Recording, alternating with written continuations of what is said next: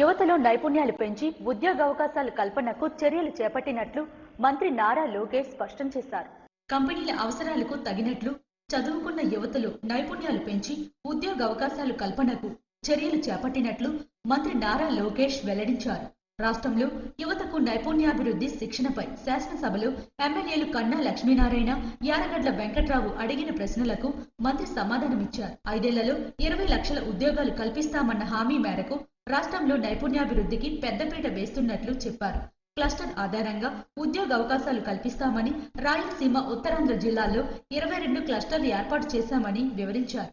తయారీ సేవా రంగాలను గుర్తించి అందుకు ఉత్పత్తులు, ఉపకరణాలు, విడిభాగాలు ఒకే చోట తయారయ్యేలా ప్రణాళికలు రూపొందించామని మంత్రి నారా లోకేష్ వెల్లడించారు.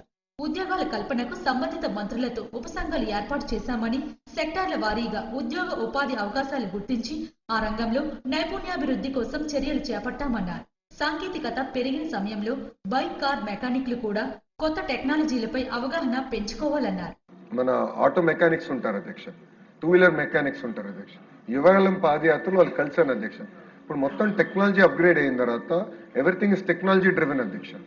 కంప్యూటర్ ఉండాలి, కంప్యూటర్ ప్లగిన్ చేస్తే అదే పారామీటర్స్ అన్ని చెప్తున్నాయి. సో వాళ్ళు కావాల్సిన ట్రైనింగ్ కూడా అందించాలంటే ఇండస్ట్రీతో టైఅప్ అయ్యి చేయాల్సిన అవసరం ఉంది. ఇట్లా కొన్ని ఇండస్ట్రీస్ మేము టైఅప్ అయ్యాము అధ్యక్ష. నియోజకవర్గాల వారీగా ఇప్పటి వరకు 1500కు పైగా జాబ్ మేళాలు నిర్వహించి 1,800,747 మందికి ఉద్యోగాలు ఇచ్చామని మంత్రి వివరించారు. నైపుణ్యాభివృద్ధి సంస్థ సిడాప్ ద్వారా 74,000 మందికి కుల వృత్తుల్లో ఆధునీకరణ కోసం ప్రధానమంత్రి విశ్వకర్మ కార్యక్రమం ద్వారా 1,09,000 మందికి శిక్షణ ఇచ్చామన్నారు.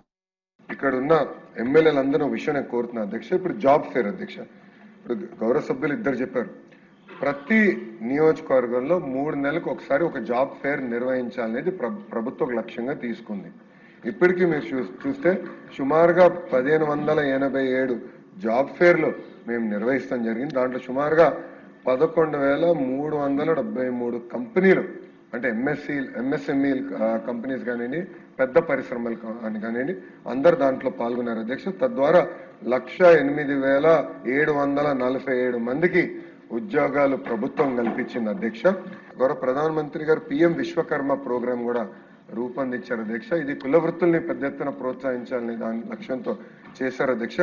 అది బీసీ శాఖ మార్చులతో, అదేవిధంగా బీసీ వెల్ఫేర్ శాఖ మార్చులతో, అదేవిధంగా ఎంఎస్ఎంఈ మినిస్టర్ మన శ్రీనుతో కూడా నేను డిస్కస్ చేసి ఇప్పటికీ 1,09,000 మందికి ట్రైనింగ్ చేస్తాం జరిగింది అధ్యక్ష.